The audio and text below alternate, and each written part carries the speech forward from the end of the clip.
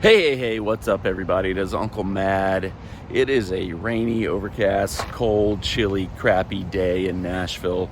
So what better day to go to the cinema and catch up on some movies we want to see? I'm going to see two movies today, two film reviews for you here on the channel. I've always said I'm going to do more film reviews on the channel, and then I never do because it's just annoying to go to the theater because it's like $500 to go see a movie. It's weirdly more expensive, I think, to see movies than it is to go to Nashville SC games. So maybe I should just only do Nashville SC vlogs. But that's not what this channel is about. We do everything. So going to see two movies today. You'll get my reviews, my recaps of those movies. And those two movies are going to be Thunderbolts first up, which has gotten good reviews. Everybody's saying it's Marvel back to form, hopefully. And then one of the best reviewed movies of the year. I've been wanting to see it. I've been dying to see it.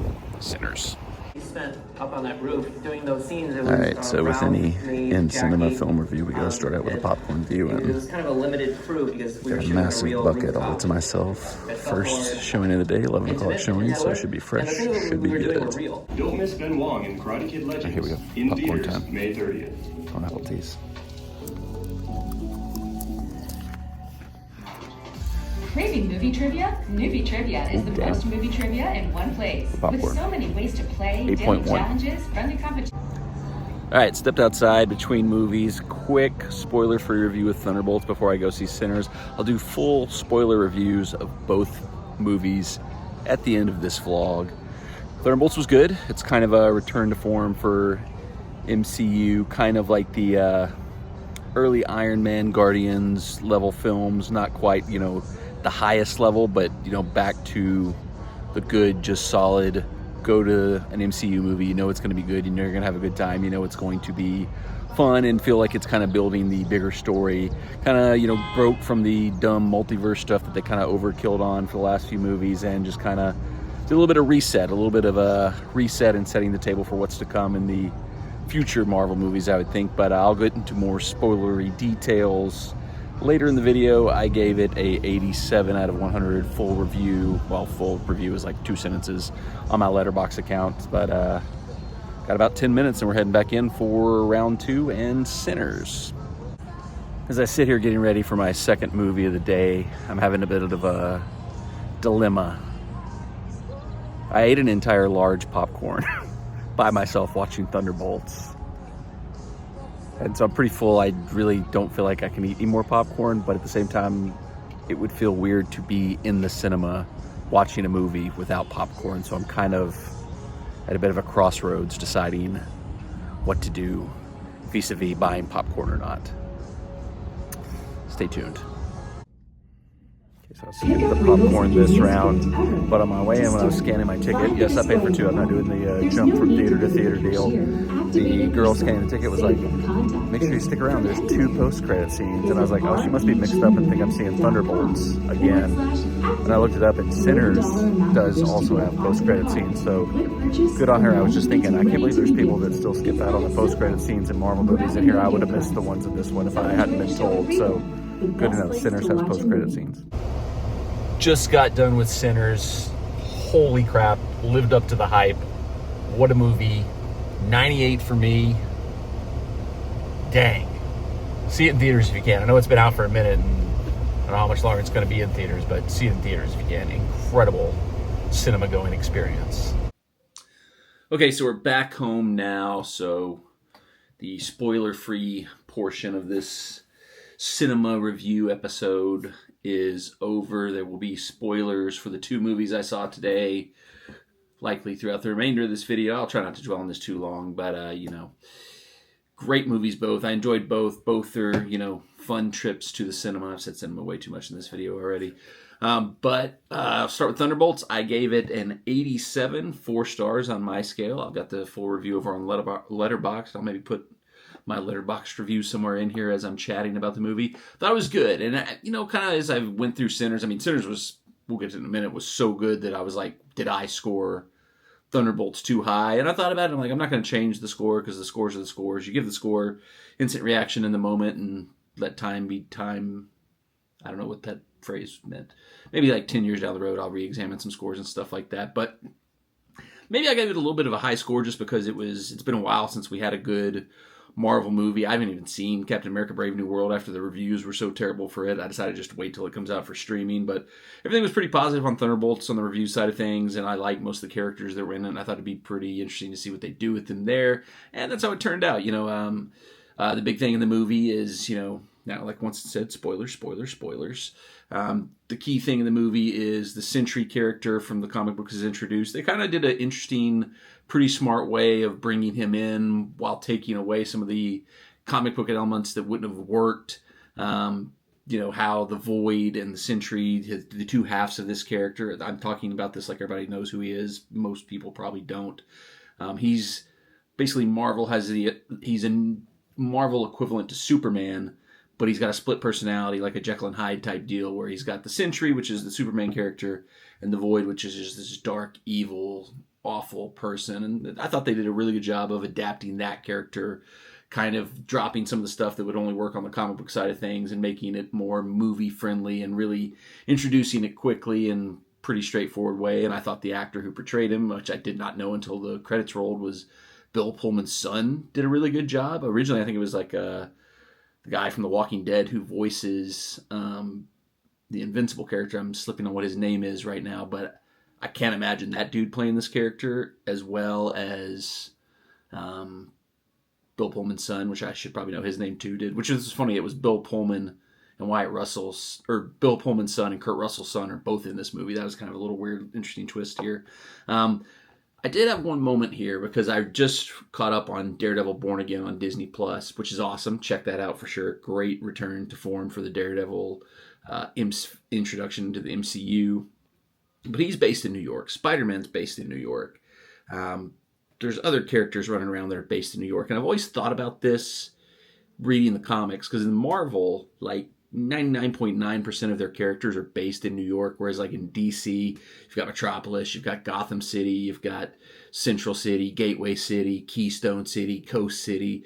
In Marvel, it's like almost all New York City. So anytime there's like a slightly above level threat, like a global cataclysmic level threat, I'm always wondering, like, how come only the X-Men showed up for this one? Or how come only Spider-Man showed up for this one? So this was like maybe only like the second time in the Marvel movies where there was like something globally catastrophic happening in New York City, and only like one group of heroes or heroes showed up. So like Spider-Man Far From Home or Spider-Man No Way Home, spoilers for that movie, the end scene is like the entire multiverse collapsing at the Statue of Liberty, and nobody else shows up but the three Spider-Man to try to help save the day.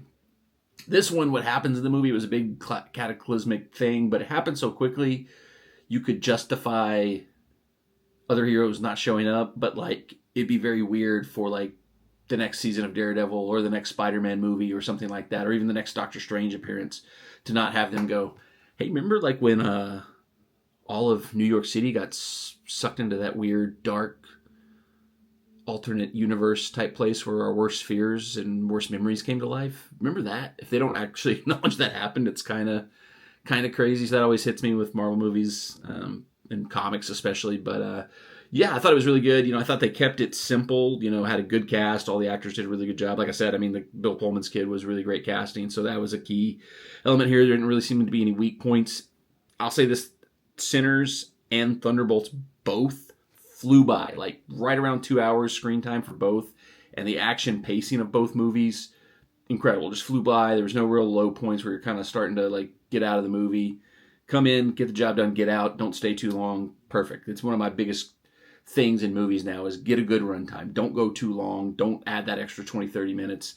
Neither one of these movies did it. Quick update: I did update my Marvel rankings for this. I've been keeping this going back to the Marvel Mondays day. I won't give you the full list here just because that would just be annoying probably, but I haven't seen Captain America Brave New World, so that's not on the list, but I ranked Thunderbolts 16th on my list, so kind of right in the middle of the road, just behind Guardians of the Galaxy Volume 3, just ahead of Deadpool and Wolverine, so kind of, like I said, I was telling Jesta when I got home, because she didn't go to the movies with me today, I put it right in that kind of mid upper mid tier of movies, which, like I said, maybe I gave it a little bit more credit today because it was first time in a while I saw a good Marvel movie. So I don't know. Good experience. Would recommend seeing it.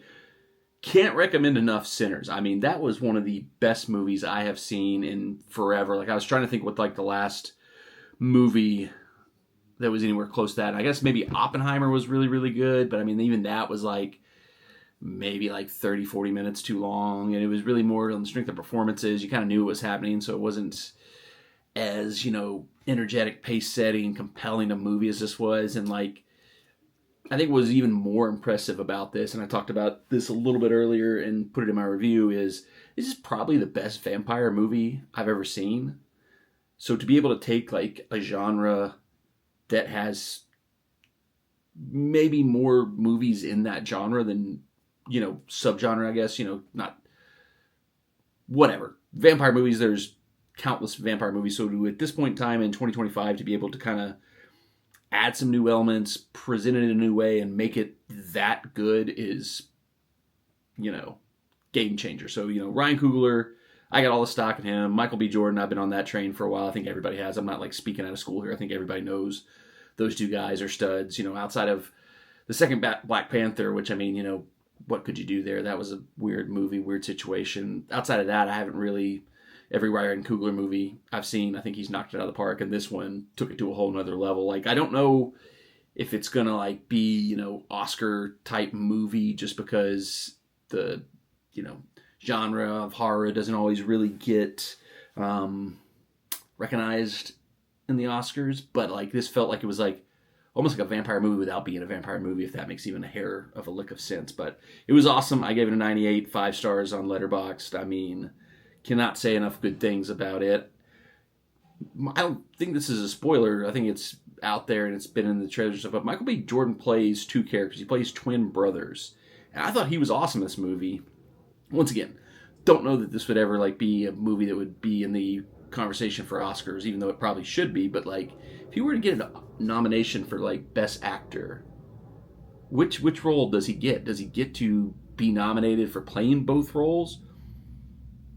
Like, would it be nominated for Michael B. Jordan, Smoke, and Stack? Would it just be one nomination?